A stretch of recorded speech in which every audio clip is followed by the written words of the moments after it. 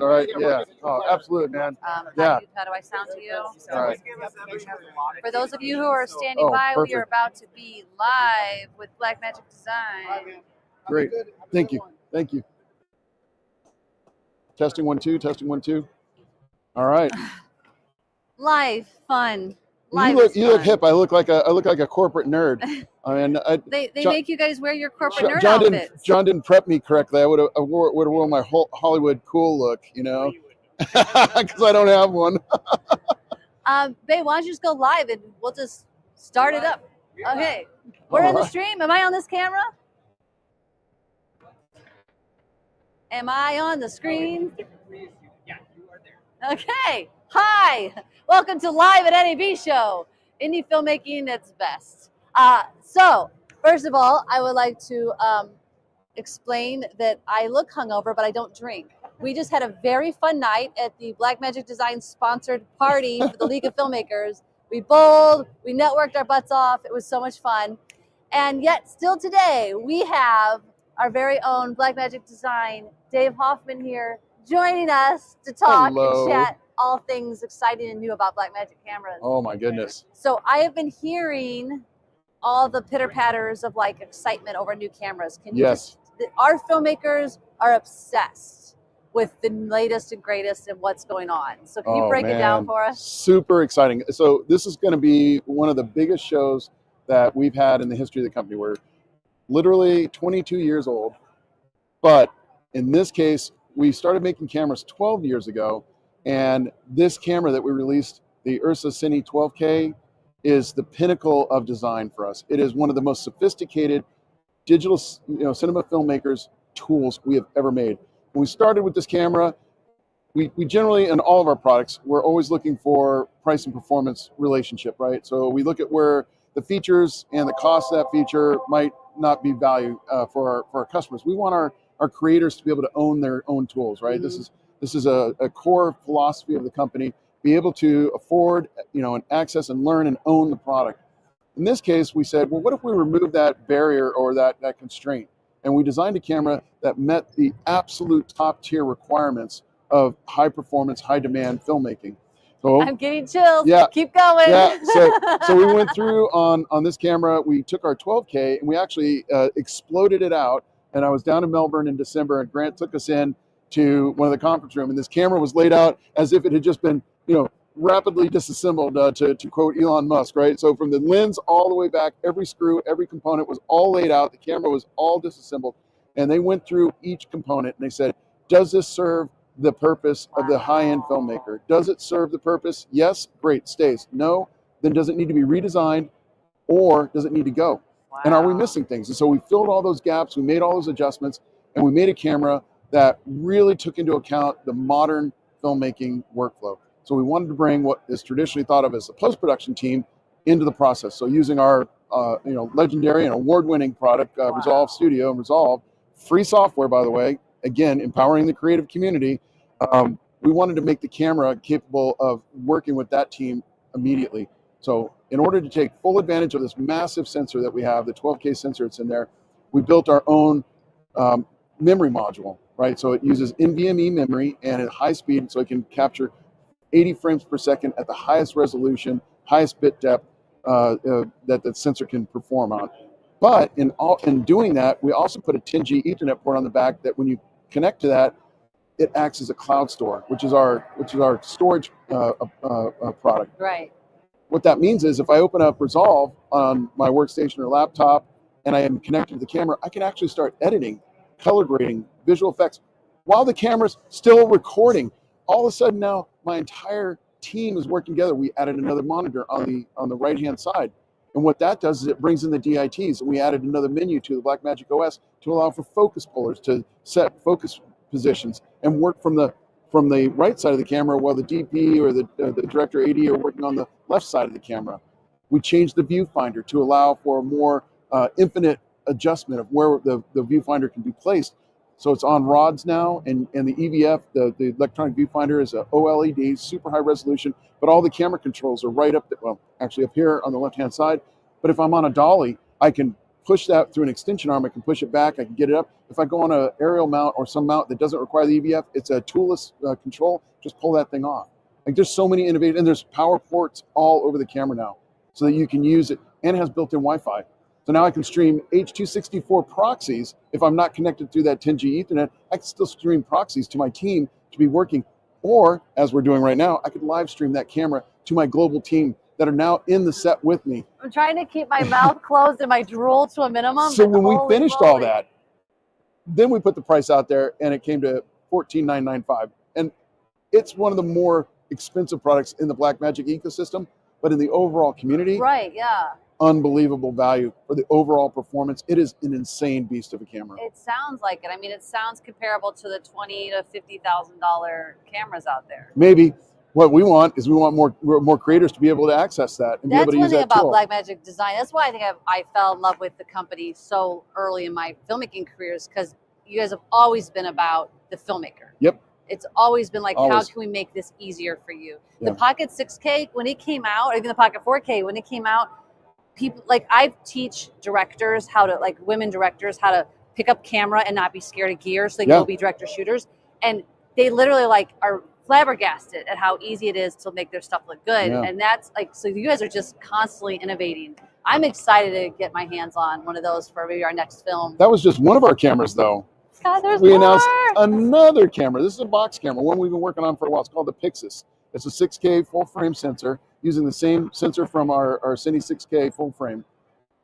But we built it into a hardened box, so the form factor is such that I can mount it anywhere I want. Has mounting points all the way around. Has a monitor on one side, so I can have all the touchscreen. It runs Blackmagic OS. Comes in an L mount, an EF mount, locking EF mount, and a PL mount version. So it's dedicated mount, unlike the Ursa, which has a transferable mount. So you can go with an EF or a PL or an LPL, which is a larger PL mount. This camera's coming in at $29.95. So this gives you a really good cinematic camera, and the sensor is designed and built by us, so we're able to really manage the performance of that sensor. It uses the Gen 5 color science that we have in Resolve, and we can get enormous performance out of both the 12K and soon to have our 17K sensor, which Grant announced on Friday on the Ursa Cine line. But this camera can be rigged up with all sorts of accessories, and it can go from being your car cam to being your studio cam. It is going to give you that cinematic look and feel at a price point that is absolutely approachable. So for people who are in love with their Pocket Cam 6Ks, which I am, would you say... Which one do you have? The 6K Pro or the 6K? I think I have the 6K Pro. Yeah, okay. But like, do you feel like this camera you're talking about, what's the name of the new camera you're talking about? The Pixis. The Pixis. Yeah, Pixis. That's a cute name. Yeah. Is the Pixis it's Greek. It's Greek for box apparently, and it goes in line with our astronomical naming. So we have the constellation in our switcher, the Ursa in our bigger cameras, and now the small camera, the Pixis. It's a constellation. Do you feel like those of us who have the Pocket Cams, though, is this Pixis like we should be considering moving to that? It's a complementary product. Okay. So it's complementary to both the Ursa as well as the Pocket. So the Pocket in the DSLR form factor has a more kind of run and gun. I'm going to take that. It's a complete solution with the monitor on the back, and you can rig it up with cages and things like that. But it really has a purpose for being able to just pull it out of my pocket and shoot it. The Pixis was meant to be rigged, right? So and that's the Ursas are the same way. So it's meant to have accessories rigged around it. Pocket, not so much. Okay. So they are complementary to each other. So it's kind of like if you're an indie filmmaker, which most of our audience are, this is a great solution for you to go out and really feel like you're making a cinematic movie and can rig it out like a big cinematic camera, but without the big cinematic budget. Right, exactly. I love it. Yeah. When we edit these and put these online, I'm going to need all the B-roll because I need to add all this cool stuff in to see. Those of you live, you're going to have to go to the website, or if you're here at NAB Show, you know where the Blackmagic booth is in the South Hall. You can't miss it. Go check out the cameras there. Yeah. Is there any, in the last few minutes we have, is there any quick other things you want to throw out that we should know about? So in speaking to the indie community and it's our core audience, right? We just love indie filmmakers. As a filmmaker myself, like I love working with this company. I go, hey, we're empowering that creative, we're removing those barriers. One of the things that we've seen over the last couple of years is, and I'm looking at it right now for all the watching the live stream, right? You don't see what's behind the scenes here, but all the cabling and the wires and everything else that go along with this, we introduce a whole range of 2110 products. So all of our 2110 products are compliant with the SMPTE standard. What this means is I am now able to use Ethernet cables to power, to give camera control, feedback, tally, talkback, but also record everything off of those cameras, but feed into my ecosystem. So I don't have to have a whole bunch of other things being strung out everywhere, and it'll make it very easy. 2110 ecosystems and putting ecosystems together like that can be expensive. It can be technically daunting, and you really IT teams behind that. Well, we don't generally have that with our independent teams, but we're doing multicam shoots because that's really kind of the new way of shooting, right? We're in volumes, or we're doing the micro broadcast stations essentially now are in the workflow. Our 2110 products are super easy to use, very intuitive, very cost conscious, and that will allow you to have these ecosystems of multicam with precision timing, with all the ease of use and power and feedback all through one cable. It sounds it's very a little nerdy. bit. I'm like, how is that possible? For those who have set up these in the case of this setup here, and you probably should take a behind the scenes picture here, right? Yeah. This is going to make this so much easier for you. Actually, for the edited version, come back and watch more clips later. Right. Here we are. We're recording. Look at all this mess. That would all be one cable with our 2110 solutions. That's insane. Also, look, there's John Printo. That's freaking awesome. Yeah. So we are going to be talking a lot about Resolve in our last interview today, but do you want to tell us what's new in 19? And there's a ton of updates to the AI, the neural engine, and that kind of capacity. But one of the bigger things that we announced is that we've taken Resolve now and we put it into a real-time environment, a broadcast environment. And again, don't get hung up on broadcasters and cinema filmmakers, right? What we've done is we've created a new feature in Resolve called Replay. What it's doing is it's recording all the ISO inputs. So if you have a number of cameras that are coming in and you have them being recorded to one of our cloud store products, that can be fed directly into Resolve. So I'm watching all of it in a multi-view setting. And if I have a replay or a point in time that I want to go back to, I can set a marker on that and go back and roll all the cameras back and go, oh, you know what? Camera one was what I was looking at when that event happened, but camera two actually got a better shot, or I want to create a quick highlight reel. Meanwhile, it's still recording, right? You don't stop, it's all recording. And as you take these cameras, you're building a timeline. So at the end, if you want to make quick updates and outputs to social media, you can do that through our delivery page. But you've got all the power of Resolve now in a real-time system because it's linked through our ATEM switcher and a new product called the Media Player 10G. So the Media Player 10G is part of our desktop video. It kind of goes in line with our Ultra Studio and Decklink cards. But this allows Resolve now to be converted into running on a integrated system that has precision timing, because Resolve's a non-real-time system, right? So it's a post-production system. Right. Now we've made it into a real-time system. And Fusion, Fairlight, color, edit, all of those power, everything is associated with it come in. In Fairlight, just the last update here, one of the kind of cool things, we have auto panning. So if you put a tracking marker in Fusion, you track something moving left to right, and you have three-dimensional audio set up, it will auto pan by tracking that, auto pan for you. And a text editor. So when we introduced this last year, where you're doing documentaries or run and gun and kind of stuff, you can play that, it'll analyze the waveforms and create a script out of the waveform. So there's all the text. Now I can do search and replace on text, but if I remove a word or a phrase or something like that, it'll find the waveform and remove that from the edit automatically. That's an amazing feature for podcasters. Correct. And video podcasters. Correct. Not unscripted stuff, right? Where obviously you don't have a script. You're generating the script and you're editing on that script now. That's fantastic. So let's talk a little bit on, because AI is such a hot topic. Everybody's trying to add AI in. Yeah. Where are you guys at in the AI realm right now? So we've had AI in Fairlight for years. It was identified as the neural engine, right? So the neural engine was something we introduced, I believe it was back in 12 or 12.5. We started adding things like facial tracking. And so we would do auto adjustment on facial features. So we could bring highlights under the eyes if we had too strong a upper light or something like that, right? We could smooth out skin tones and we could do all that. But then we started adding more to that, such as auto rotoscoping.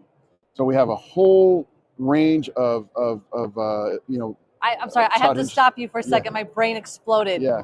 Auto rotoscoping. Yeah. So we've trained the neural engine on all manner of bipedal, quadped. So if we're talking about horses or people walking, all I have to do is identify roughly, hey, that's a person, and it will auto rotoscope and create an auto map for me. Yeah. Do you know how many hours I've spent dot. Yep. Putting your Bezier curves together and boom, auto magic. Holy moly. Yeah, so we are starting to identify, because it's more relevant in the community to call it AI, but we've had it for several years. Yeah. We continue to adjust. So we have a feature in Resolve called Power Windows. So when we put power windows in, we want to maybe do a color grade in a specific area or defined area, and we want to track that, throughout the clip.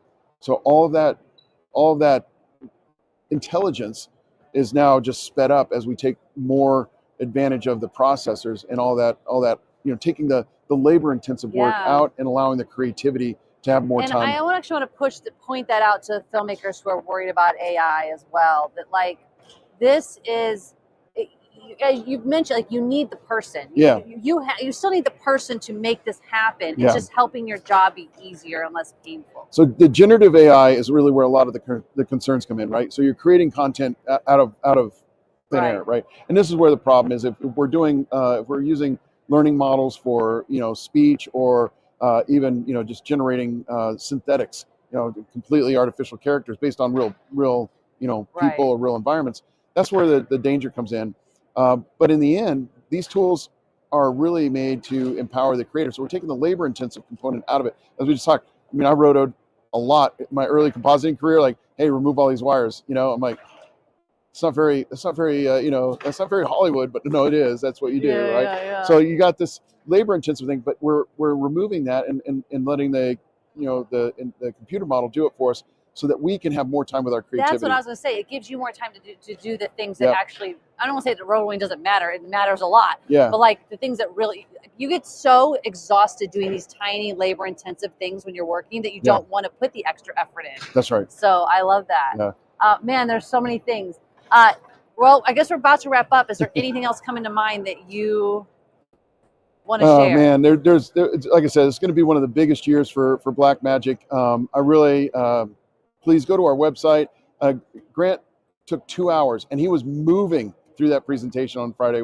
2 hours to talk about everything. So it's just, there's so many great things, and all of it really is bringing it to the broader audience, ease of use, expansion of creativity. Like that's always been the ethos of the company. And we look at it this way: there's a creator, and then there's creator's audience, and those things are an intimate relationship that we are only helping to empower. And if we're a problem, we get in the middle. That relationship has to be very tight. If we're pushing them apart, further the creator's like worried about technology, or it's too expensive, and so I can only afford this, and so I'm not really able to express myself, and you're failing that relationship. And that has always been like, hey, we need to not do that, because that's going to push that relationship apart. That's our ethos. That's really what Blackmagic does. And then this community is really who we empower. You watching us is an example of how much Blackmagic Design loves filmmakers, because they've created the League of Filmmakers to bring all of us user groups together. You're going to learn more about that as the year goes on. But thank you so much for joining us, Dave. I know you have a crazy busy day. No, my pleasure. My pleasure. And everybody else, stay tuned, because in a few minutes we're going to be back with our next guest. And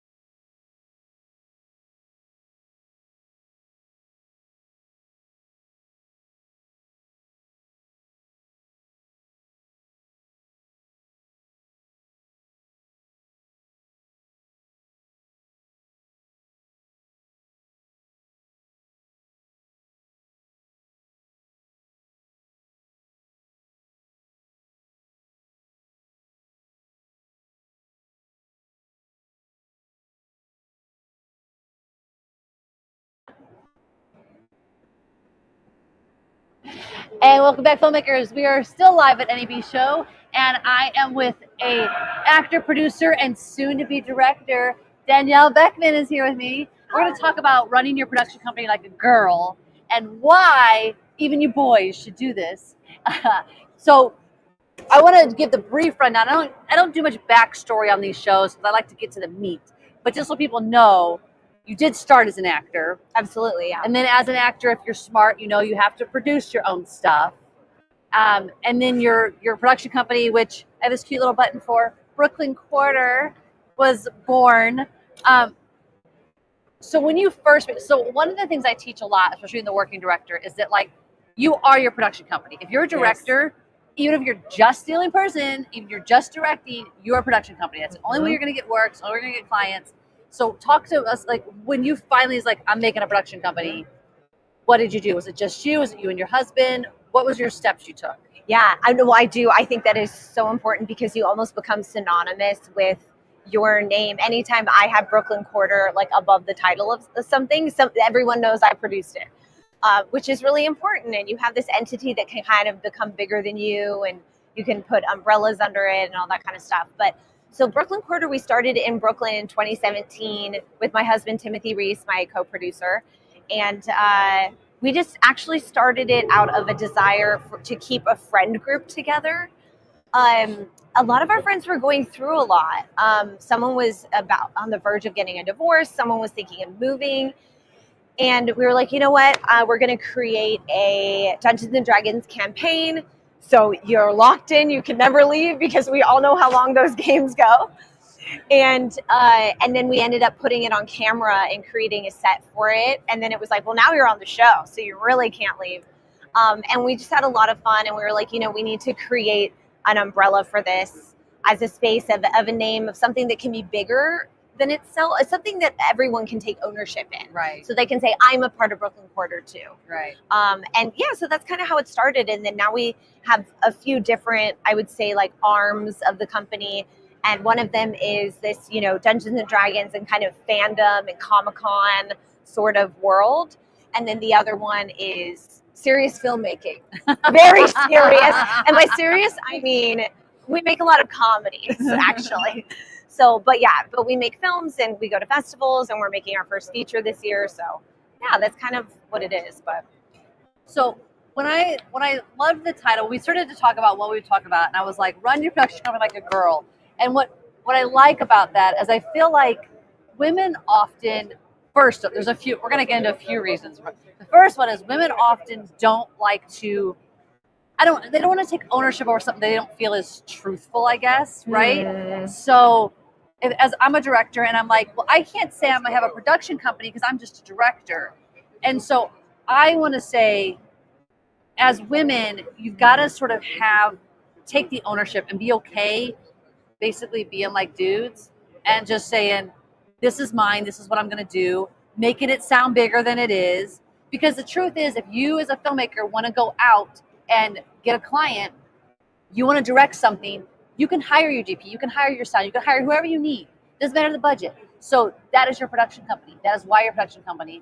And you do it with love, you do it with compassion, and you do it with integrity. And I think there's a thing that we really care about as women. We want our clients to be happy. It's not as much, I don't know, for me, I've never noticed most women, it's not about ego. So what do you feel like when we say run your production company like a girl? What's the first thing that comes to mind for you? For sure. I think that there's a level of intuition and kind of like a North Star of trusting your gut. I just overall, you know, honestly, regardless of gender, whether we're talking about, you know, femme-identifying humans, non-binary folks, men or women, I feel like as a whole, female-identifying people have a nurturing / intuitive voice that's very strong within their work. Yes. Just from what I've seen, like, you know, obviously I can't make like sweeping generalizations, but I think that when you have that energy on a set and the ability of listening with like the ears open, work gets done in a different sort of way. And so I think that it's, you know, I am half of Brooklyn Quarter and the other half is my husband, who is a man.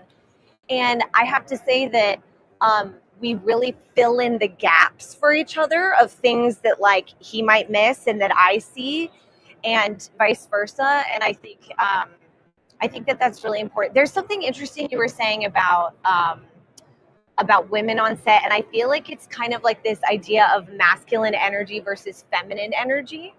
And in so many ways, I have to sometimes channel my masculine energy when I'm about to go into a meeting, because it's like, and what does that mean? It means to like take up space a little more, I guess.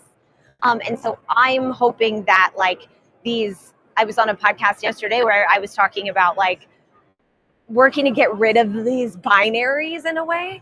And I hope that this idea of the masculine or feminine energy can kind of like be universsul. Right. Like Becomes it's the me yes. energy. Yes. Which I think I that's love one of the things that. I love to talk about a lot is being authentic, because you're gonna get a job, you're gonna build your following, whatever it is you're looking to do.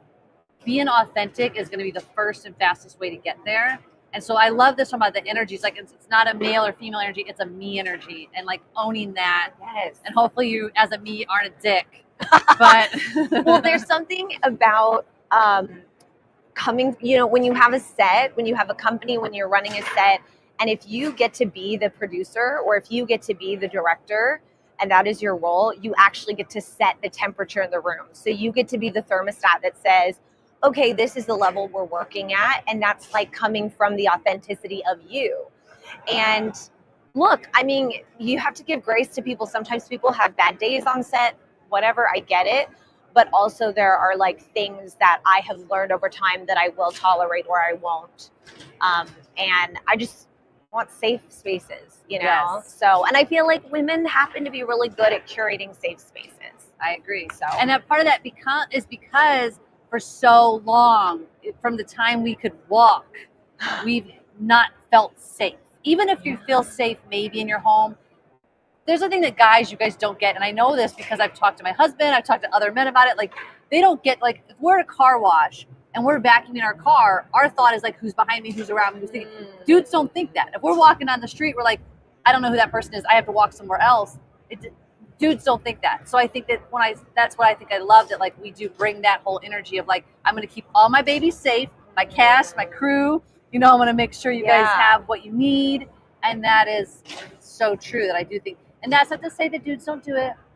I just think that women have an innate nature to want to do that. Yeah, absolutely. And yeah, like we said, and look, everything we're talking about are, some of these are generalizations and things, but I do think that there is something to be said about kind of like that intersection of being a woman, and that, I mean, look at the whole Me Too movement from, 2017, 2018.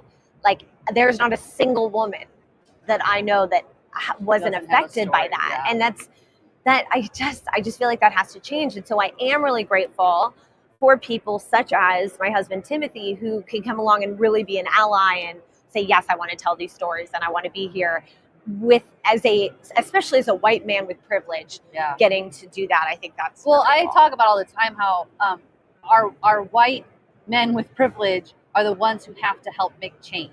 Absolutely. They hold the cards. Us. They have to open doors. They have to use their voice. So it's good to know that you got that back. I know. I'm grateful. And if not, Timothy. I'm bragging about him. It's great.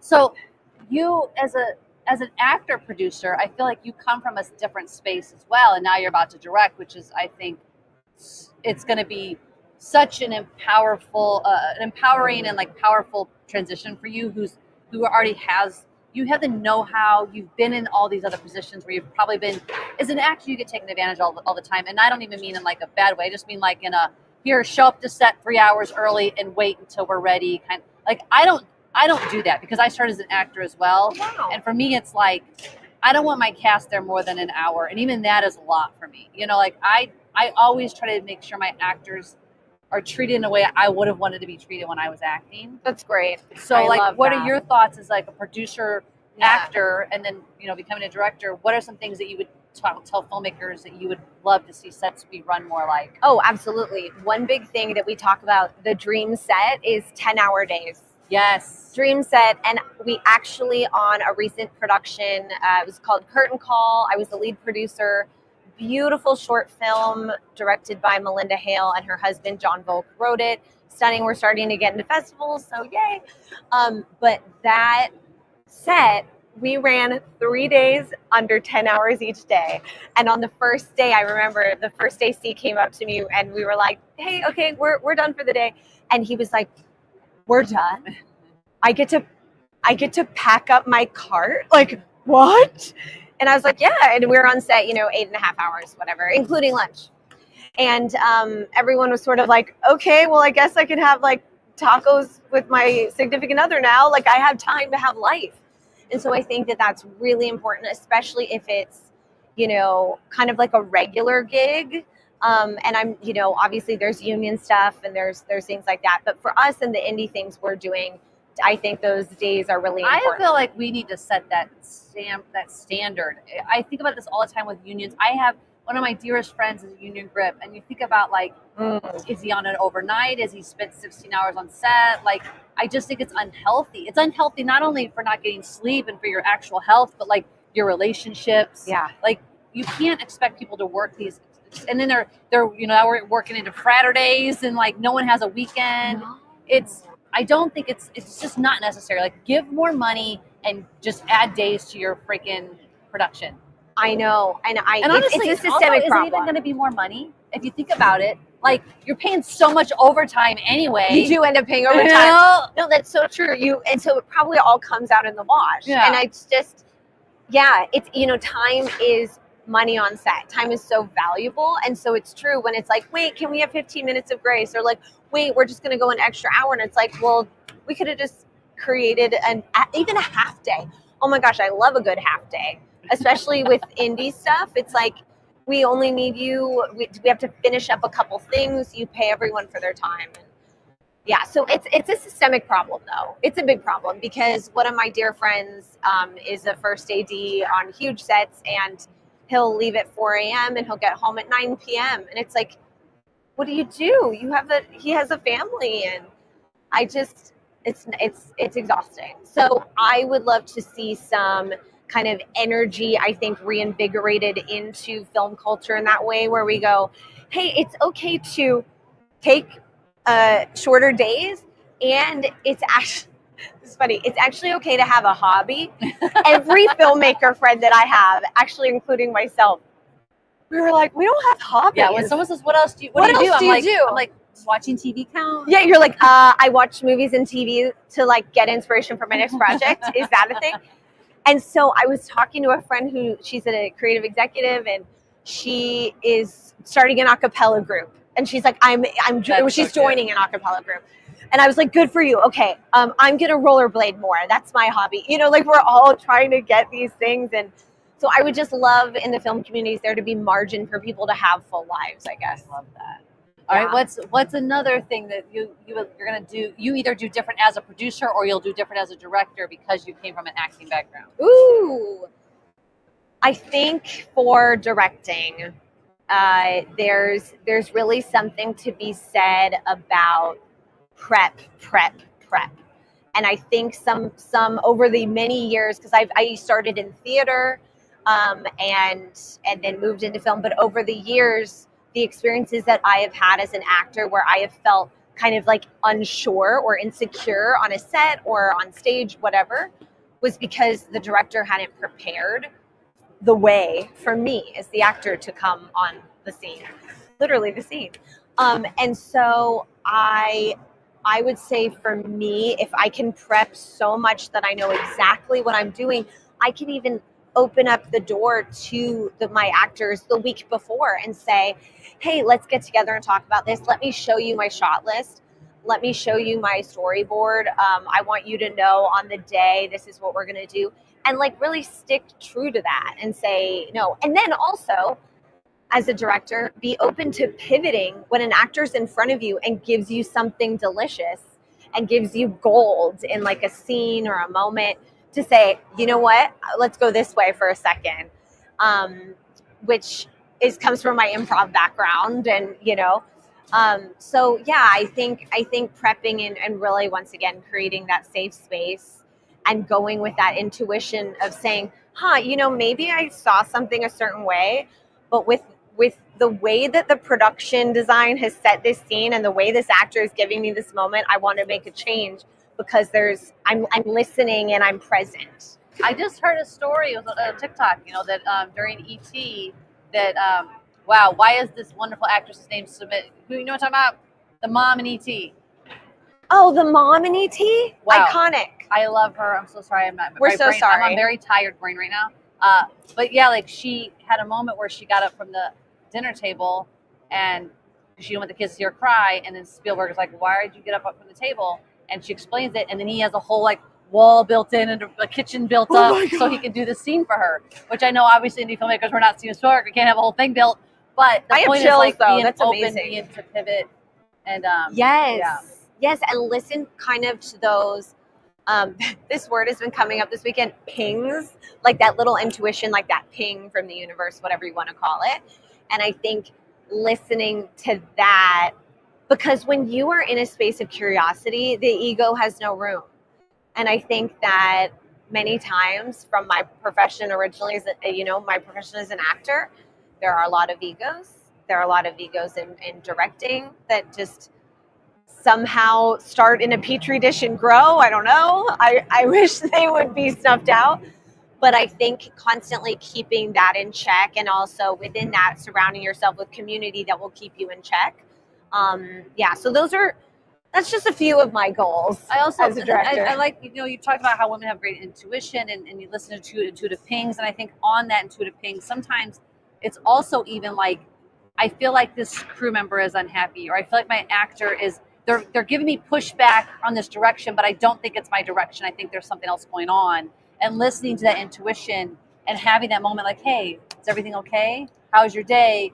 Because that can actually shift someone's attitude so much. Yes.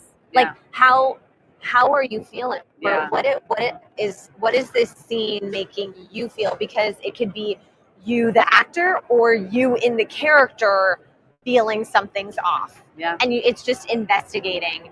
And I think too, that's a part of storytelling, right? We're investigating relationships and people's lives and creating empathy, hopefully on, larger scales and whatnot. And so I think bringing that on a set is like really good. I want to remind anybody, if you are with us live, we've got a few minutes left. It's time to get your questions in, if you do have any. In the meantime, I will keep asking all of my questions. Okay. I do have one comments from user. Ooh, I love that when you were in a place of curiosity, there is no place for ego.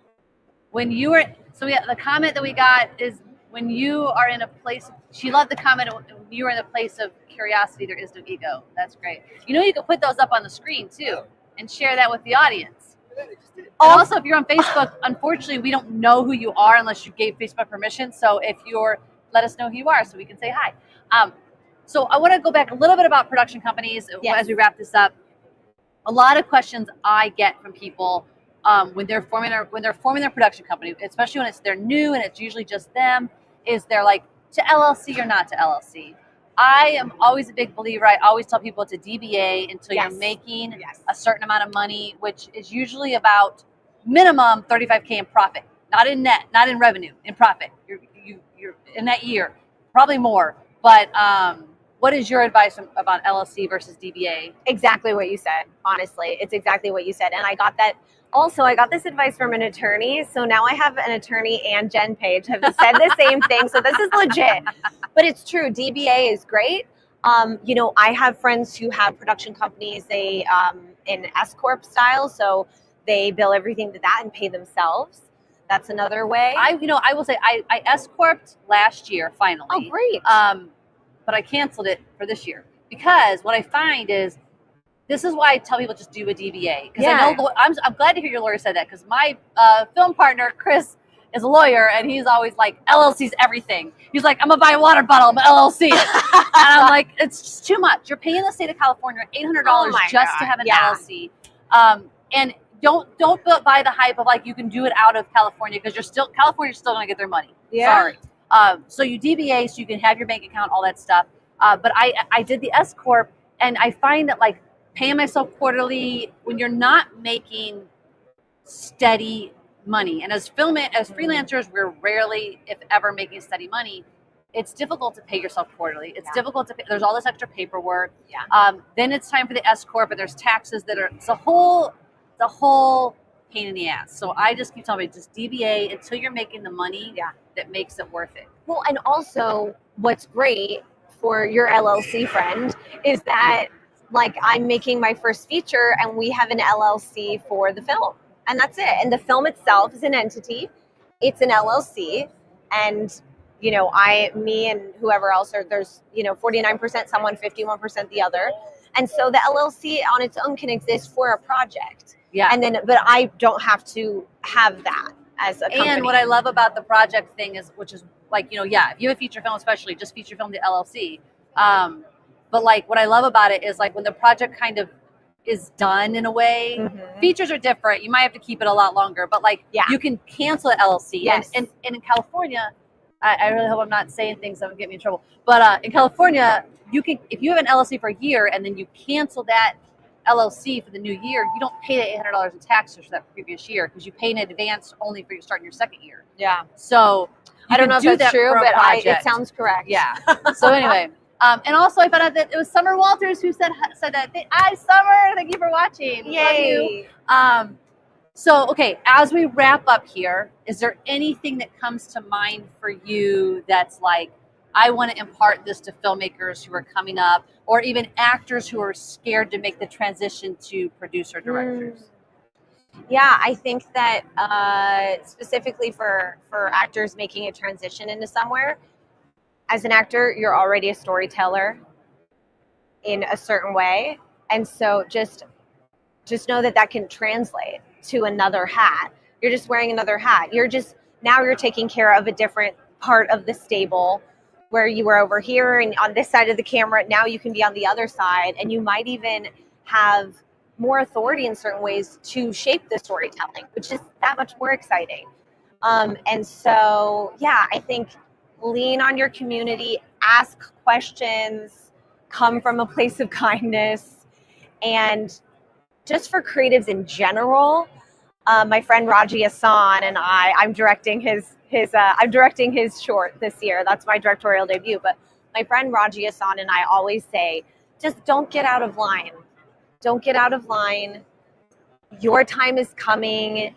The checkout counter is coming up. But if you get out of line, you're going to lose your place. So, you know, just stay there. And if you don't have the strength to stay in line and you need someone to hold your space for you, that's okay too. So like just keep persisting and keep pushing on and don't be afraid to lean on others, you know. I love it. Yeah. Love it. Thank you so much, Danielle. This has been great. For those of you watching, we will be back in just a few minutes. But before we go, my lovely husband producer is reminding me to thank our amazing sponsors, Blackmagic Design and NAB Show, for giving us this awesome space. Aperture for the lighting that we have, Sigma for these awesome lenses, and Hollyland for our little tiny cute mics. We love them. All right, we'll be right back. So stick around, and you don't want to miss this next thing because we're going to talk about networking at a big show like NAB Show, which is overwhelming and scary, and I can't wait to learn from our next guest. So stick around. And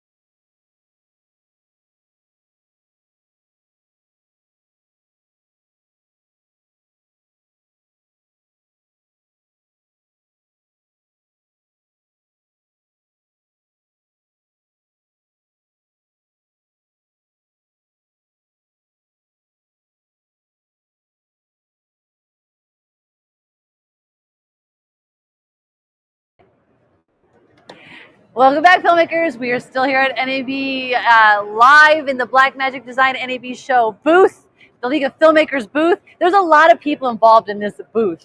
I've said the word booth so many times it doesn't even sound right anymore. But I am very happy that you're joining us because we are going to talk about networking at a big show like NAB Show, which is so overwhelming and so scary. But we have the queen of not only tech and of hosting, she's also a filmmaker. And she stopped hosting NAB's live big show to come talk to us. Nicki Sun, thank you for being here. Jen Page, it's a pleasure and honor. I'm in love. Thank you. Thank you so much for creating this environment, for allowing to spotlight my us. gosh, we've known each other since you were like a baby tech host. Like literally like in your bedroom, I think, like in your living room, like getting tech gear and doing stuff. And now look at you, just like thank you. owning the place.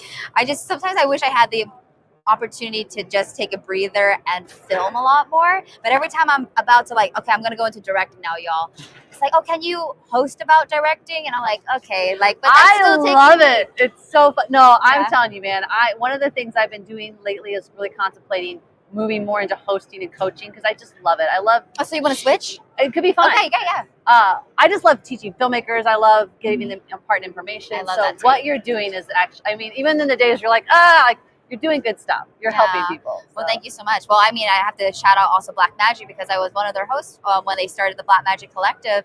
And then, you know, it just formed into something else and you've been able to take it and grow it. So it's just an honor to just always talk to fellow hosts, but also women in production, women in tech. Like there wasn't a lot when I started in 2018. And that's actually how I got my networking start. So I can't wait to share more about that. But literally, like a lot of my networking skills have firstly come from my dad, but it's from being, you know, open to opportunity, open to talking to other people and seeing how you both make it work. When both people win, there's better synergy for that. We talk about that a lot when I talk to filmmakers about how they approach to get work or whatever. It's not about I'm available for work. It's what can you offer them? What can you give? Or we talked yesterday about like when you're going to give, if you're going to do free work and you're going to do camera work, for instance, to build your reel, it can't just be you giving. Like, what else are you getting? Like, let's make it be a reciprocal. So I love that you're saying that. Yeah, absolutely. So let's talk about, like, in general, I come into a show like NAB, and I'm like, I don't know where to start. I don't know how to make connections. Like, there's a million vendors here you can meet. There's panels.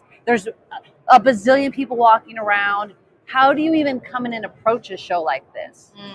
So I was asking a lot of the creators on NAB Show live this morning and the whole week about like, what's their game plan? What's your strategy? Because it is a huge show and it can be very intimidating. So I would just say like from a networking standpoint, because there's so many things I could touch upon, but for networking standpoints, I first of all look at all my partners or at least the brands or companies that I've been wanting to work with, integrate into my workflow. It's the whole mentality of how can I help you, right? Yeah. So let's say I want to start my show, the Nicki Sun Show. It's a multi-cam show. I'm going to need cameras. I'm going to need audio. I'm going to need X, Y, and Z. I look down at my list. It's great because NAB Show has an app. So if you download the app, you can mark all the exhibitors that you want to hit. You can map it out and make sure that you're not going from South Hall to Central. Because it's a lot of walking. Thank goodness for now the Vegas loop to get us from Central to West. But my goodness, like a lot of people when they first come here don't realize how much walking it is. So first of all, bring comfortable shoes. Shout out to Passion because I could switch it out to go from flats to heels. But the biggest thing is mapping out your show. Like if you know the map, you know where everything is. That's the only reason why I was able to end my live literally at 11:45 so I could come over here to be on time is because I knew ahead of time that I was going to be in the area and this booth was literally a couple booths away. Yeah. You can really maximize your time and how you network if you just know the show floor. That's step number one. And then when you're getting into the exhibitors, you click on the exhibitors. It's a live, like a direction app. Like you can see the dot. I didn't know that. I know. Because I'm like, I get backwards all the time. I've been to this show for like 6 years, but it's still big. It still gets lost on me. But biggest thing is just know the show floor. I love that you talk about like you have a plan for when you come here. So you're like, okay, I need these items. I want to go meet with these vendors. Because otherwise you do walk around just like, I don't know. I'm just randomly talking to people. You might be wasting time. You might be just not going to people you actually need to go to. Like in my eyesight right now, I can see the Riverside booth, which is huge for podcasters, which I'm a podcaster. I do that thing. I hear at Riverside all the time. I don't use them. Maybe I should go talk to them and see if there's a relationship that can be formed. Yeah. So let's say I do go to Riverside. Well, we're on the topic. Sure. What is your tactic for, because you don't go up to them and go, hey, can I have free stuff? Yeah. So what is your tactic for building that relationship? And, I will say too, as a content creator, as myself, like I don't want to promote brands that I don't personally believe in as well. So I never go to a booth expecting free stuff because nothing is ever free is what I've learned. A free thing might be now you need to create a 5-minute YouTube video about the product now. And I'm like, at the end of the day, they're cracking down on creators, and that free product, if it's over a certain amount, they send you a W-9 for it, and you have to report it in your taxes. So it's like when you think about that, like not everything is free, everything has a value to it. You're saying you're trading this gear for my time. Is that worth the relationship for me? Am I going to utilize it? So first and foremost, do you absolutely like the brand? I don't go up there asking for free stuff. But if, let's say, I did want to go there, I tie it in a way of how it can work for them. Again, not work for me. A lot of companies too, I'm not saying every company's like this, but as a creator who reaches out at points like this, they don't know how to work with you. So you have to kind of be the creative director and pitch a little bit without pitching. So I would be like, hey, I have a multicam podcast show. I'm looking to bring in more remote folks. Although my stuff is in person, I want quality streams. I checked out your site, Riverside. Obviously, don't go in cold. Like I would even say, as you are going towards the booth, like look them up. See what they posted recently on Instagram. See what latest releases. It's just like when we reach out, like when someone out of left field comes out and be like, hey, can I ask you for a favor? I'm like, who are you? Right. Why should I help you?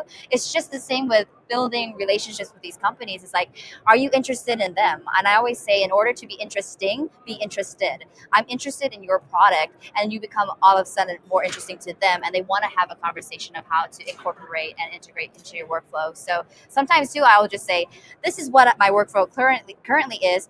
Can you tell me a little bit more about your service and maybe how I can maybe demo or test to see if it works in mine? And when you ask for a demo, there's no guarantees, but they're way more willing to send you a demo. And maybe if it's too expensive, they'll put a return shipping label in there for you. So it's like, I don't need to keep it, but let me demo it to see if I even like it. And then all the conversations about surrounding partnerships, because it does take a while to land partnerships sometimes.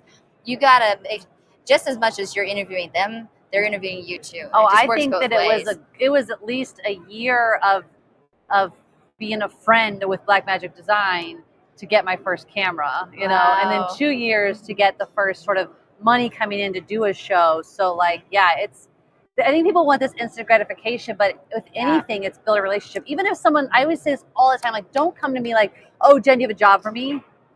No. But if you come to me and you're like, oh my gosh, Jen, that thing you did, I last short, here's why I loved it and all this stuff, I'm going to remember you for that next job. And then you support them too. So outside of the show, if you really, let's say if you are really going on with the example of Riverside, you know, play with their stuff, like go on Instagram, follow them. I mean, like who wants to help out someone who really is so disconnected, all about themselves, and doesn't even want to like show love, right? So I think when I was first starting out, I just basically was operating rigs and I would just tag everybody, and I didn't expect anything. And then when the company is like, that's a really cool thing, I'm like, that's an opening, lead with that. I'm like, yeah, I'm looking into I was borrowing a rig, but I was testing out, you know, the small HD cam. This is actually a true story. What could I get in contact with your marketing team, or, you know, can I test something? And then like, here's the email. Like literally all I did was post a rig that I was working with, and I really liked the small HD monitor. I'd never been in contact with small HD. And then when their Instagram team reached out to me, I'm like, that is an opening. I think a lot of people don't realize, they get so caught up or paralyzed. Like, what do I do? What do I say? Like, do I just like it? Continue the conversation. Because it's so hard to get recognition sometimes with so many creators out in the world. But it's, again, that genuine, deep relationship. Like, if you're going to tag folks, tag them because you believe in their product. If I have something else with 20 different products, I'm only tagging the products that I actually love. I'm not like for all this brand stuff, because if that marketing team does reach out to me and I start a relationship through that, I want to continue this relationship, you know? Yep. Gosh, I feel like this has like already been so much like fantastic information. Like I feel like I could go to a vendor now and talk to them. So what is sort of the follow-up, I guess? So, you've talked to a vendor, you've had maybe an interesting conversation at their booth. How do you follow up with that? So the cool thing that I have this year, and I'll show you, is I have like a dot card. So they come in different colors, but you can scan it for QR, but it's literally through like NFC. So everybody usually has their NFC typed on. We stay in contact. I literally just put it to their phone and they're able to save their contact directly. And your LinkedIn, your YouTube, whatever information you want to put up there, it gets downloaded within the phone. And then they're able to also give you their name, their whatever contacted them. So sometimes it's, you want to make it fast. So another tip that I do if you don't want to do like a fancy NFC is I literally screenshot the QR code to my LinkedIn page and I just go over my screen because it's always on my phone. Like everybody has their phone. Yeah. Sometimes you might not have business cards on you, but it's like give them an opportunity to reconnect with you. I always get their email though. Yes. Because I know they can have my contact, but then I'm waiting for them to reach out to me. So my number one tip is get their contact information. And if you want to go a little further, I know this might not be for everybody, but I'm a social person. I love tagging my friends. So I take a selfie and a photo, and then when I follow up with them, I send it because I understand and I don't feel offended if they don't remember me. But you meet a lot of people here. I meet a lot of people here. So following up on an email, it was nice to see you at NAB. Like, here's our picture for a reference. We talked about this, like refresh their memory a little bit too, because it is just human nature to forget because it's just so many, like, what did we talk about? So I would also say my strategy is don't email them directly after because people are literally getting back to their inboxes and there's so many weeks, like you probably have an out of office responder on too, right? I was not on my phone yesterday at all. This morning my inbox was blown up. Yep. But then I have I have an out of, I'm at the show, come find me. I'm at booth XYZ. So if you're at the show, let's connect because these are the people I want to connect with. If not, respectfully, it will be a long time for me to, it'll be a little slower to respond. So I would say if you're following up with people that you met at a show, I give it at least a week. So it gives people their bearings to catch up on all those inboxes because, just like humans, like it's so hard to start something new when you have so much things pending. Oh, yeah. So give them an opportunity to clear that inbox clutter, catch up with all their other emails, but come in fresh being like, wow, how was your trip? Like, be a human. Yes. Like, how was your trip? Like, did you enjoy it? Like, don't just go straight for the jugular and be like, hey, so about that camera, So, be a human. It's so nice to, it was so nice to meet you. I'm glad we met at X, Y, and Z. I love that we talked about this and how it could benefit both of our workflows. Can we set a time? And this is what I always say, too. Don't ask yes or no questions. Can we meet? No. When you say when would be a great time for you, I'm open Monday, Tuesday. You're initiating that. It gets you faster to a response. I never leave anything open-ended anymore. And I think it's just because I've dealt and emailed so many people in my life that I just know. Like, even when it comes to creating content, I create it first. And I'm like, this is about to go up tomorrow. If it's good, great. But if you don't respond, I'm putting it up. And usually if they don't like it, they're like, here's my headshot. Here it is, and then I'll switch it out. So I know how people think when it comes to that. Yeah. So it's kind of like just network hacking so that you're able to get the spot that you want. So immediately I'm always asking, can we set up a call? I would like to continue this. I have availability next week. My Monday and Tuesday looking pretty good. Whatever you need, send me a calendar invite or I can send you one. And calls are so scary for us introverts. But so when you are on that call, so let's say you get the call and you get set up, then what happens? How do you handle that conversation, that first conversation? Yeah, so we call that a discovery call in a way. So the great thing is we basically had a discovery at the show. But during this time, I'd hope that if they're just as interested in me in that follow-up email, just because they lost it, you can also say, and here's quickly a follow-up to the content. Here's a little sample. Here's a little muse bush. Here's a little sample of my content so you know what you're getting into. Because I know a lot of people reach out to brands and at the same time, everybody thinks their content is great. Yeah. So, I have a filter and I'm very harsh on myself, but at the end of the day, that's why I gauge companies at the show. If I had a great conversation, if I feel like they were interested and not looking elsewhere when I was talking to them, because people will do that here sometimes too. They're like, you're not a director, you're not why am I talking to you? And sometimes it can be a little intimidating, but if I know that I felt a genuine connection, I literally be like, oh, and just to follow up, here is my reel. Happy to talk about anything else, but I love to get on a call to like showcase more of what I can do, because it's really your personality and you know, the connection that they feel, because I think we're so like Zoom fatigued, just being remote. So seeing someone in person and following up is a lot more success rate, I feel. So if you show up, that already shows that your initiative was there. You made an intention to go to their booth. Most of the time, 90% of the time, I would say 99% of the time that I have done it this way, they're always willing to follow back up. But I would say set your intentions first. Don't go in blind. But then also, I call it planned spontaneity. Have those things that are planned, but have a spontaneous feel, because you never know if you're going to run into somebody along the way that you're like, I've been wanting to see you, because that happens here. Giant show, I've literally ran into every single person I wanted to, but I made sure I had time. So like, if I stop by, I'm not doing this hi bye thing. I'm like, I will see you. I have a moment, like literally after this, you want to stick around? I love to talk. And that's for like the friends. But the booths, since they're going to be there, people are a little bit more of my priority, because I never know if I'm going to see them again. And sometimes those are the contacts that you met here that work at other big companies too. So don't sleep on the folks that come here to attend and the buyers. The buyers are not at the booth. The buyers are literally walking the show floor, seeing new stuff. So do not dismiss anybody that you meet. You just never know. And again, even with viewerships, right?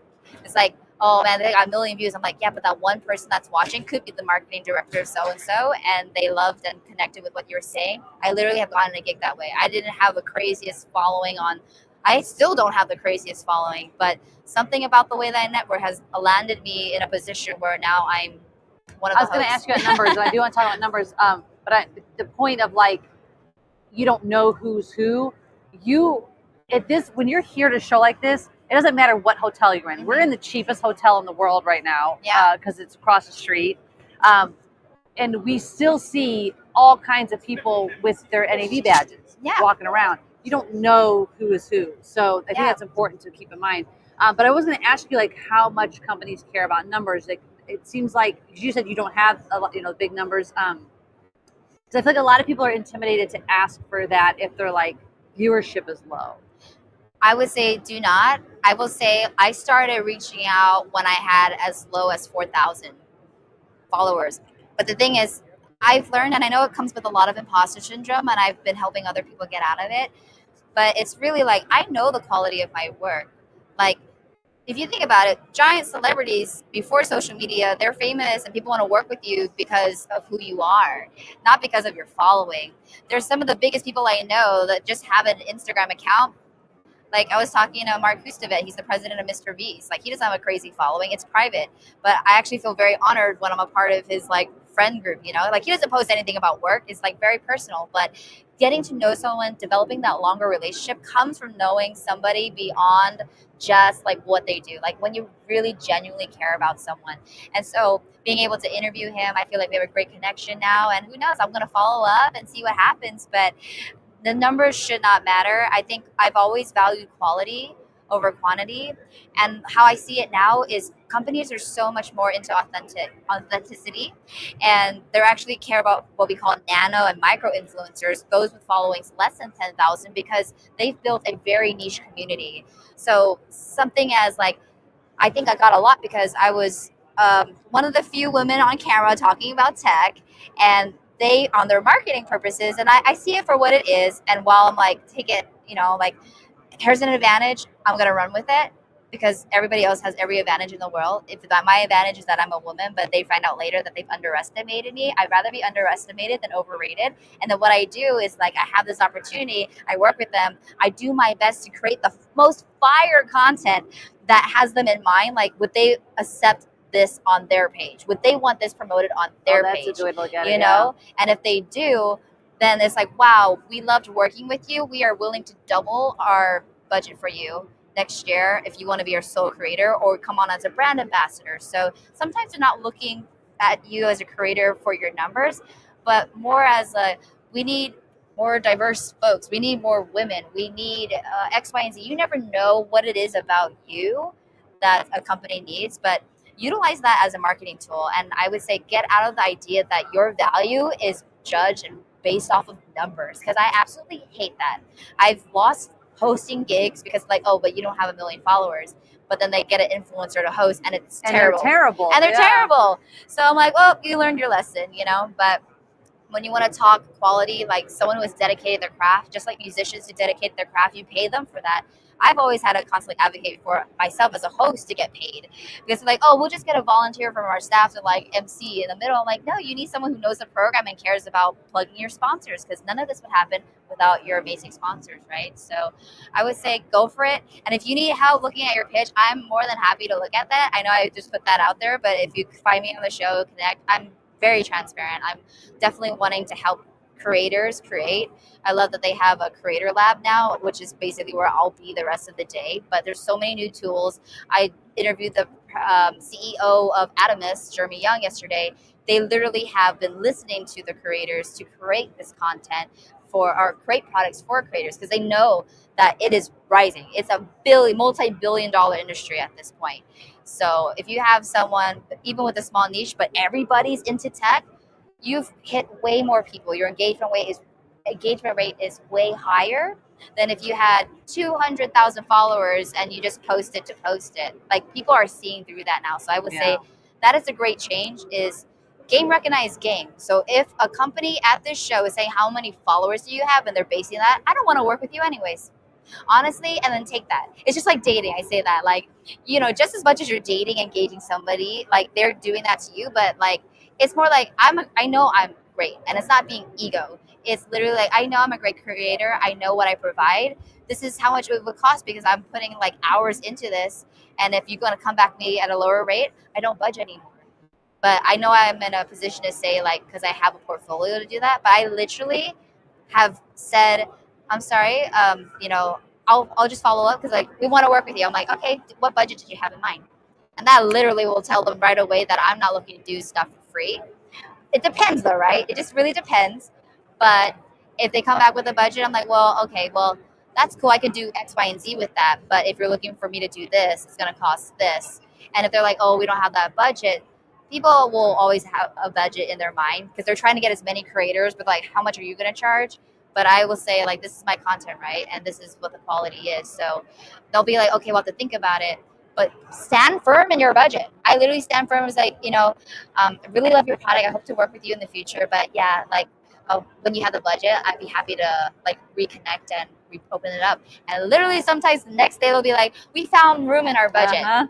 So stick to your guns, stick to what you know and who you are. And be okay walking away from it. And being okay. I hope you all are listening to this. I preach this, what you're saying all the time to my working directors. I'm like, you have to be okay walking away. You have to know what your number is for each project. And sometimes that number is $100 and sometimes it's $100,000. Like you have to know what that is. Exactly. And I've learned in this industry that, learning to say no has been empowering. So much to be able to say no. I know in the beginning you feel like I got to get all this free stuff, exposure. I'm like, exposure kills. Like, too much exposure will kill you, just like the sun, right? So, and it, not even just the way it's like overexposure. It will kill you because you're working so hard for nothing. Yeah. At the end of the day, you are creating a product for them. They're going to turn that around, put paid placement on that, paid promotion. So that's why it's a whole other thing. It costs money to create the content, but if you want to actually push money behind it, that's going to be extra, because you can't just market my stuff like on stock photo. I mean, that was like a thing with Simu Liu. Like, before he became the star of Shang-Chi and the Legends of the Ten Ring, he was doing stock photos and he was paid maybe $100 for that stock photo. They continue to use it in perpetuity. And again, I can talk about this all the time, but read your contracts. If it's in perpetuity or exclusive only, ask. You don't have to sign it. I always ask, like, hey, because I'm a tech reviewer, like, I'm not biased. Like, so just letting you know, like, I'm going to be reviewing every single hard drive. I'm going to be reviewing every single tripod. So the moment someone is trying to lock you into, like, if you sign with us an ambassador, you can no longer talk about tripods, microphones, or lights. I'm like, that's my livelihood. Exactly. And I have to be okay walking away. Because at the end of the day, that's going to reduce my opportunities to work with multiple companies. And this company better give me a lot more if you just want me to be a mouthpiece for your brand. So I think, yeah, just knowing yourself, what you're able to provide, know your worth, don't waver on it, and then just continue to push quality content. And it doesn't matter that you have X amount of numbers. Again, I've landed 5-figure, 6-figure, well, not 6-figure, 5-figure deals soon. But I have, landed 5-figure gigs by just saying this is my content, and I didn't hit 10K followers at that time, but they knew that they liked my work. So I love this. There's so much valuable information we've gotten from you. Thank you. If there's anything, if you take nothing away from anything but this one thing, I want to push filmmakers being authentic, because as you can see, Nicki is nothing but authentically herself, and it takes you so far. Thank you so much for joining us on thank you here. for having me. Everybody, please stick around.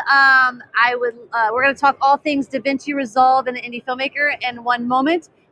When we come back, in the meantime, please go visit all of our sponsors' websites to see all the new things we're doing at NAB Show. We've got Blackmagic Design at NAB Show, who gave us this booth. We've got lighting from Aperture. We've got lenses from Sigma. We've got wonderful little fun mics from Hollyland. Go look at all their sites, because they all have fun announcements coming out from NAB Show. And we'll be back with you in like 3 minutes.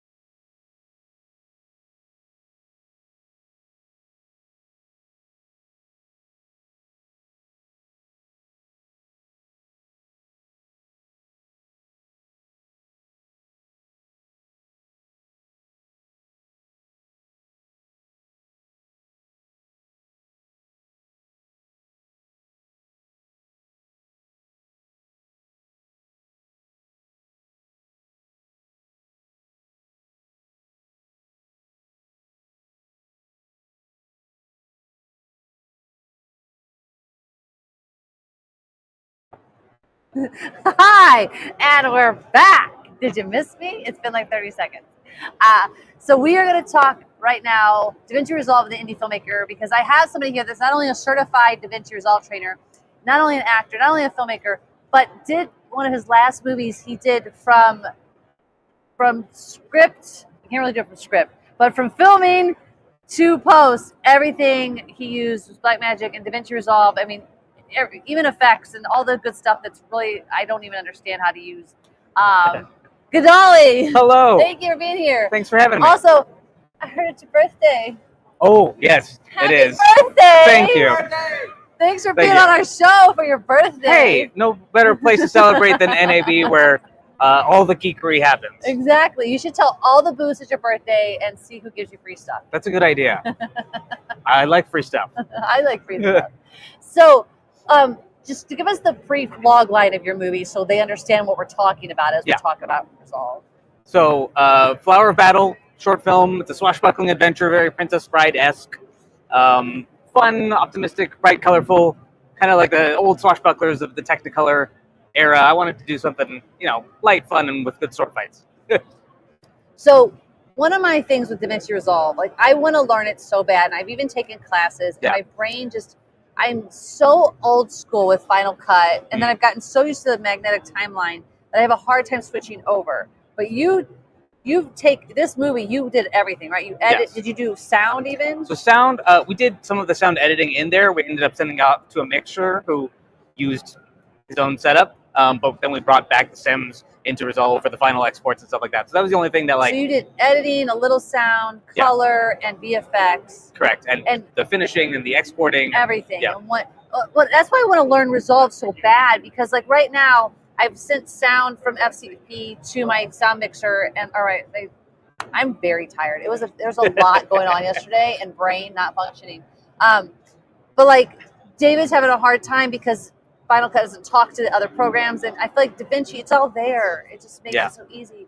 So when you talk to any filmmakers and you're like, here's why. This is we're not being paid by Blackmagic to talk about this. I just think it's the software is fascinating, and because you're a certified instructor, I love talking about it with you. Like, so if a filmmaker's like, why should I use DaVinci Resolve? What do you tell them? Yeah, well, one, it's all there. And I came to DaVinci Resolve as a filmmaker first. 2016-ish, I was working on something, and I needed to pick a new app. I'm like, I need something that's going to work for me, because I hadn't edited in a little bit, and I wasn't up on things. So I did a bunch of research. And DaVinci Resolve didn't have even some of the VFX stuff integrated in or the sound stuff integrated in. But I looked around and this is the future. This makes sense to me and it feels right. And so I chose it from what can I use as an indie filmmaker that gives me a lot of flexibility. Bigger films, your studio productions, TV, film, whatever, there are teams upon teams upon teams for conform workflows and assistants and editors, and their job is to take some XML or other thing and bring it over here and translate it into another app. And that's great if you have a whole battleship of a team. And I think there's value for that for specialization on giant things. But when it's just me, or just like for Flower Battle is me and my brother for almost everything post-production, there wasn't that much to do for transitions. It's like I click a button and now I'm doing the other thing. And if I need to, I can switch back. And so you don't spend time transitioning. It's like commuting from one app to another. Like you don't have that commute with the conform. Painful. Yeah, yeah, it is. Like even when I go to send for color, like once I get everything back, I'll then go into Final Cut and make sure all of my timeline is like flattened out, and then I'll even put it in DaVinci for my colorist. But like it's like there's so much work to do to go between all these different things. As a trainer, are there questions you tend to get the most about the programs? Any of them in particular? Yeah, it depends on what people are coming to, because some people are just learning about it for color grading. They're like, they know it's the best for that, and they edit in Premiere and come over. They're like, what do I do now? Because when you look at like the color page, the fusion page, some of these things, like an editor is an editor. You can look at Final Cut and you can look at DaVinci Resolve for Premiere and go like, oh, that's a timeline. I know I can more or less figure out how to edit. But when you're looking at color, like I've never seen something like this before. If you're using After Effects for motion graphics or VFX and you code a fusion, like, what is that? I don't know what that is. So there's a lot of like, I don't understand this interface. And I was the same way when I like, especially coming to Fusion. And that's what's overwhelming Yeah. for me as a filmmaker. Like when I go in there, I'm like, I'm overwhelmed. How do I get over the overwhelm? Yeah, so I think the most important thing is rather than first trying to figure out all of the tool stuff, is figuring out one thing that makes sense as part of your process. Okay. Like you're coming into Resolve. I got my timeline in there. I'm going to color now. What do I do first? And usually the answer is color management, making sure that, you know, if you shot in log, you get it so that's normalized, color managed into whatever your delivery space, what your monitor can show, and suddenly like you're halfway there, you know? And just figuring out those basics of like, okay, now it looks closer to how I want.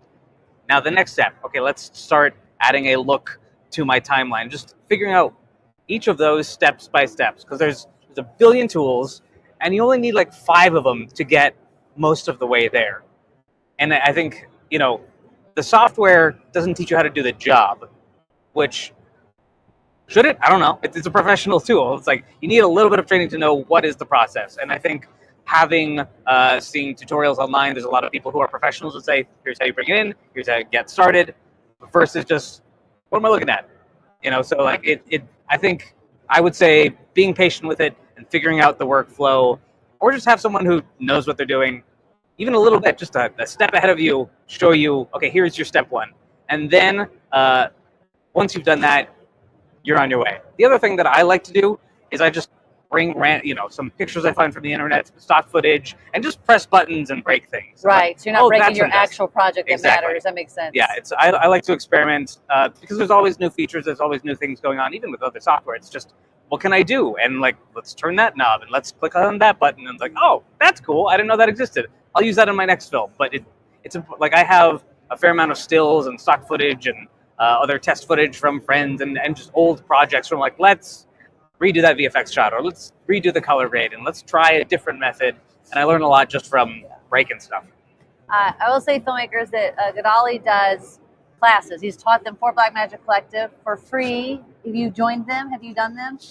He has another class that he does for very low fee. So it's really, I do suggest if you want to learn Resolve, it's really nice to, because you can find YouTube videos on everything, but it's nice to be in a class where you can go, wait a minute, stop. What was that thing you just said? Or I can't find that button, or whatever it is. So that's great that you do that. So let's talk about how you integrate this for indie filmmakers. Yeah. So you've made this movie. Obviously, you don't have the studio money. You've probably scraped every quarter out of the couch to make the movie as it is. So now you're in post doing it yourself. You're bringing it into edit. I mean, edit, I don't think, like, editing obviously makes the most, the people get editing. You're coming in, you edit, you make your picture work. But is there anything about the editing program itself that you would want filmmakers to know when you did your movie? Was there something that helped you, helped it be easier? Yeah. I mean, one of the main things is collaboration. We were editing and the cloud collaboration had come out. So my brother and I we were in the same physical space, but we had the project synced, so we could just open it up on each other's computer, and he could edit a scene, I could edit a scene. Can you do that like, say, Google Docs, where you're editing at the same time? Yes. Holy moly. You can't actually, if you're both editing, you can't be in the same timeline at the same time. Okay. But our workflow was we pulled selects on timelines, and then we were each editing scenes. So we had, each scene was its own timeline. So we were each like doing different scenes. And then, so I'd edit a scene, he'd edit a scene, we'd watch it, like, cool. And then we could just swap and jump into the timeline. And that way, Hold on. Are you having... Oh, John, producer John was like looking at us like we're crazy. And I'm like, what, is our sound bad? And he's like, no, I'm drooling over everything you're talking about. So you guys can be working on different scenes. Yes. Drop your finished scenes into like... correct. Yeah, so... You need to be mic'd. You have good questions. Yeah, the question was, we're working on different scenes at the same time in different timelines. I like to make things very modular for my editorial workflow, just so that nothing comes together too quickly. Because if I'm working on a scene, it's just easier to like, let me just focus on this. Because I get overwhelmed. I'm like, there's a whole movie to edit. Yeah. And we had a lot of footage. And it was like there were fight scenes and multiple cameras. And so... As someone who just edited a little mass battle fight scene. Yeah. Oh my God. I ended up sending it to Jason Gellifer was like, please, I'll pay you to do this. Like, just do the rough and then I'll clean it up, because it's a beast. It's a beast. There are 2 big action scenes in the short, and the first scene we had like an hour of footage or something ridiculous maybe before that scene. So I had a select timeline where I just put everything there and I organized it into sections by takes. It took a long time just organizing the footage, and then I could comb through and pull out, okay, what's good? Here are some things. Let me make sure I have every part of it. And then I dragged those all into its own timeline just for that scene. And I just went through that step by step. My brother was working on scene 2. And so we were just plodding along doing that, and kind of like did half and half of the scenes. And then we could look at each other's timeline, either on our own computer or just go to each other's workstation. And then we just kept it organized that way so that I had my scenes. And then once those were done, we could duplicate the timeline so we had backup, or, just swap. And then I was editing that. And then once we kind of got all those scenes into a good place, then we dropped it all into the same timeline. Like, okay, here's short. And then we're also why that makes sense is because sometimes your timeline gets jacked. And when you have everything in that one, it's so complicated to go back and figure out where you screwed up something. Yes. Whether it's the sound got out of sync or something. I'm fastidious about duplicating timelines for version control. I edited a commercial a while back. I was an on-set editor, and I was using Resolve. And it's like, footage dropped in. It was a big brand thing, and there's like new shots coming all the time. And every single change I made, I just duplicated the timeline and like labeled it with what the change was and all that stuff. So he's like, oh, I like that shot before. What was that? What did we do that? I'm like, just open up that timeline, and it saved time. I mean, like, there was no time. It was like, that was a learning experience, because it taught me like how fast I could actually get things done. Because normally that kind of turnaround was like, oh, I have a day to do these 3 edits, and it was like 5 minutes, go, we're doing another take. I want to see how it cuts into the whole commercial. Wow. Like, wow, good thing I didn't realize how well I knew the tools until I had that high pressure situation. Yeah. And there's nothing like, and there's nothing about, there's nothing better to get you to learn something even more though than being in those high pressure situations. Yes. Okay, so now you finally got all the segments put into one timeline. You guys are like, we're pretty much picture locked. What is your next thing you do? So next step, actually, while we were still editing, sometimes there were some VFX shots that needed some work, and we did a temporary thing, like temporary comp, so a slap comp, if you will, the VFX term for just, really quick and dirty version. So like some of them were split screen, where like we had something different happening on the left and the right. The characters we just wanted to change that timing. So we could do that. We're on the edit page. We just click over to Fusion. We just do a little quick thing, and it didn't have to look good. There could be a line down the center, but we were able to do that and then just go back to the edit. So the timing is right. So we can see how that shot's going to look, and then we continue our editing. And then once we're picture locked, I go in, okay, let me do this for real now. I can use what I started with or just start over. But that I'm not sending it out to another app, rendering it out, bringing it back, and then vice versa, like doing that every time I need to change. It's like, okay, let me tweak this. Let me feather the mask. Like even in the short that I just edited, the last thing I directed, I'm the director, so I can picture it. But literally, I'm editing it, going, this is what I think it's going to look like later, but I won't know until I get it back from the VFX team. Yeah. So I'm a little jealous that you got to do that while you're editing. It was really helpful, because like there are some things where there's a prop that drops in that was a VFX shot, so just a really quick and dirty thing, just so we can see, okay, that sword falls, but that sword was not, we didn't shoot that on set, that was an element so that I composited in, and so I was just able to have that. It didn't look good, but it was for us. Oh, that makes a lot of sense. And so then once we're done with editorial, we're like, okay, let me now make this look good, take the time to make it look right. So VFX was next, basically.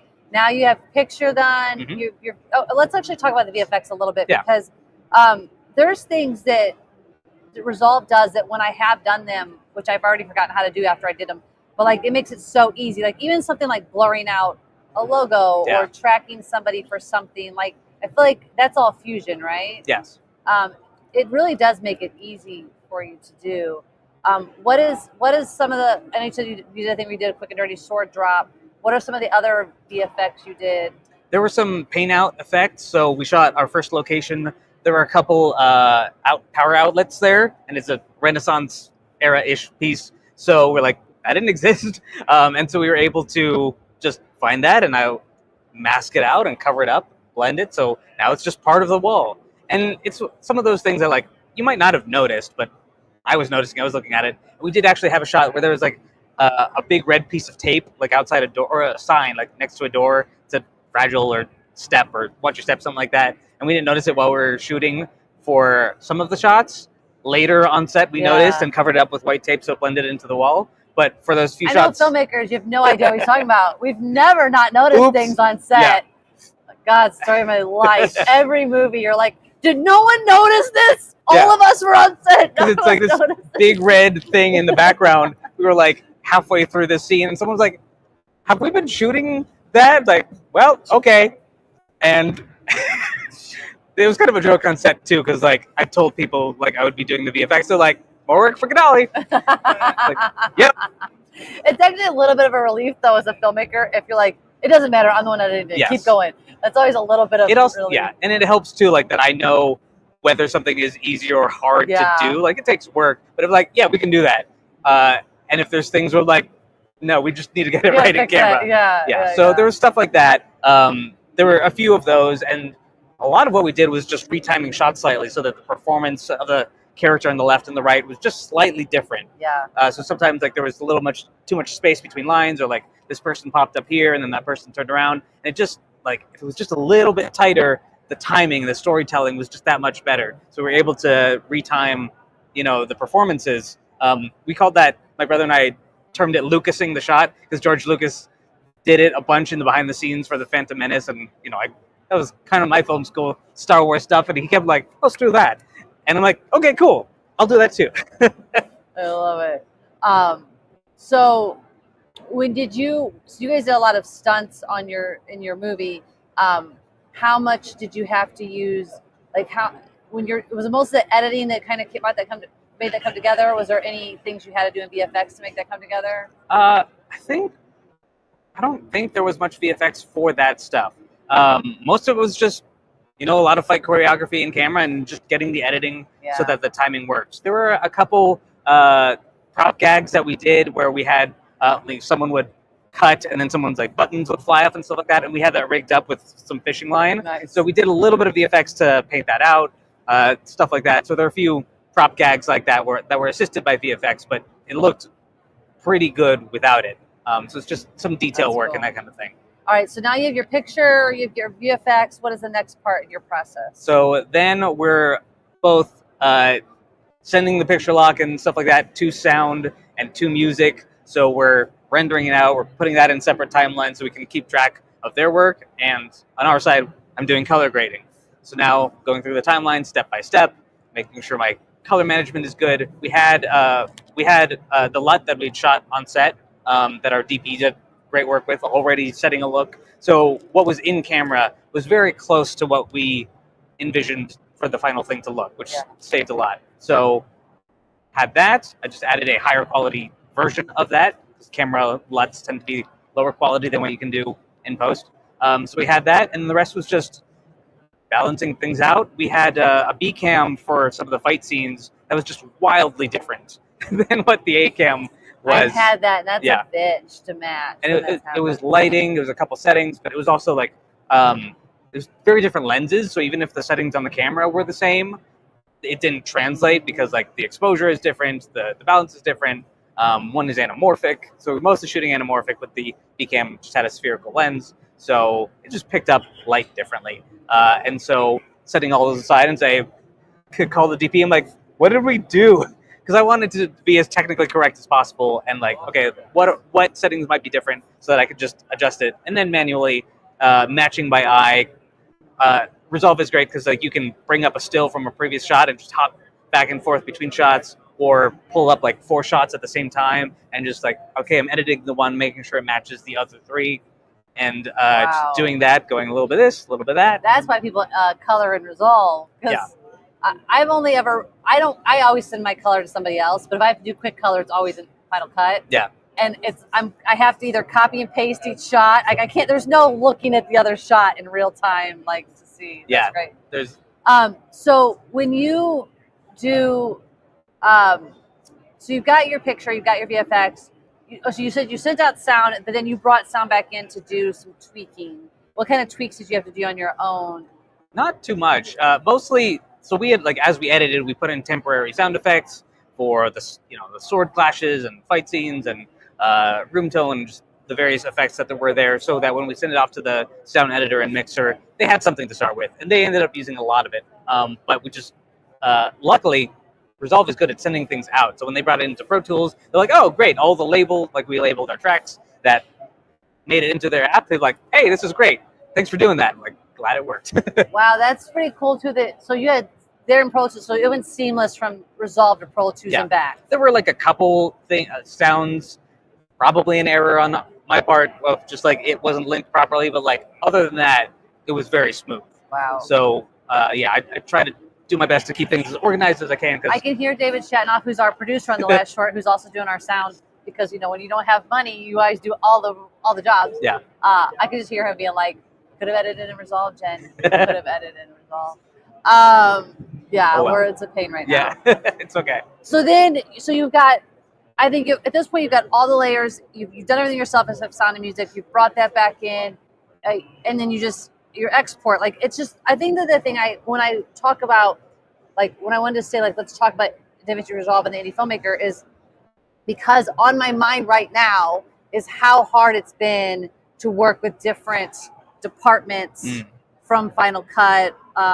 Or like it was originally edited, the first cut was edited in Premiere and then brought into Final Cut. And even to do that, I had to have another program to make them talk, and then a separate program to go back from Final Cut to the other. It's just like, it's so painful. Yeah.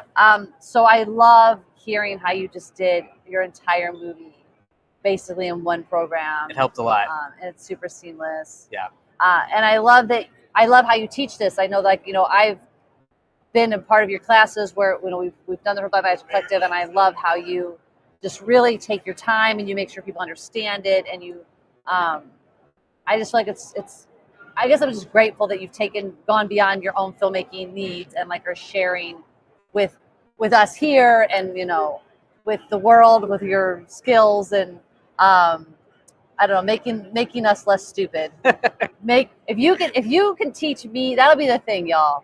If he can teach me to edit and Resolve, I will be a convert, because I've been on Final Cut for so long that when I've opened Resolve and I've tried it, I'm not ever doing Premiere. Sorry, Adobe, not happening. Resolve, I want to learn. Yeah. So that's gonna be our challenge. The cut page actually does have a magnetic timeline, so that's actually going to be very close to what you're used to. Okay. This is happening. This is going to be my own challenge to myself and to you. Like, if you can convert me, challenge you convert accepted. the world.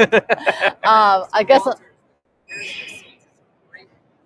What did Summer Walters say? Oh, comparisons of scenes. Yeah. Summer, thank you for still watching, by the way. I'm very tired, and it makes me feel, warms my heart that you're sitting here, sending me your beautiful energy. So as we wrap up, I guess I want to just kind of reiterate to filmmakers watching to take your class. What's the easiest way for people to find your classes? So I teach through my own website, dvresolve.com. So it curates tutorials from around the internet that some friends and plenty of smart people are doing as well. And then I have my own live workshops on there. And then, of course, being a Blackmagic Collective member, when that's in the newsletter. Oh yeah, we are having. There's one coming up, isn't there? So on, I'm like, what month are we in? So on May 1st-ish, the newsletter comes out for Blackmagic Collective. There's going to be a code or a link that you can take this class where everybody else is paying for it. So it pays to be a member, and it's free to be a member of Blackmagic Collective. If you're not a member, what are you doing? It's a great deal. And you get to go hang out at live events with us, because we're going to have our first female filmmaker collective event in May, but we're going to have more Blackmagic Collective events coming up. I am so thrilled that we got to see you here. I've seen more of my people here in Vegas than I see in LA. Yeah. But thank you so much. Happy birthday again. Thank you I hope you have a great show. Thanks for having me. As we wrap up our last NAB Live here at the League of Filmmakers Lounge, again, I just want to really super, super thank you to Blackmagic Design for putting this all together, for NAB Show for giving us the space, Sigma for these lenses. They've made our lives very easy. The lighting from Aperture. If you guys saw me without this lighting, it's very scary.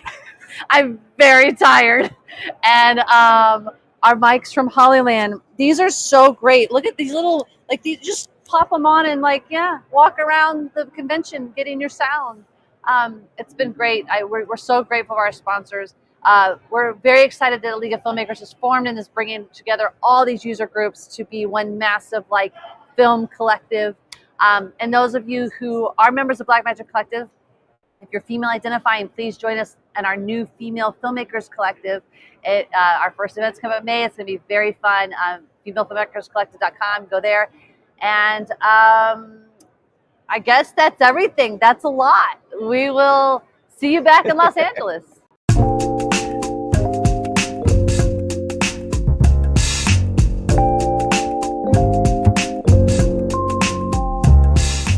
Put up a part or just stop the broadcast? If you take us out of the thing, Broadcast. take us out. Oh no! I thought you were going to do the outro. I did. We just finished.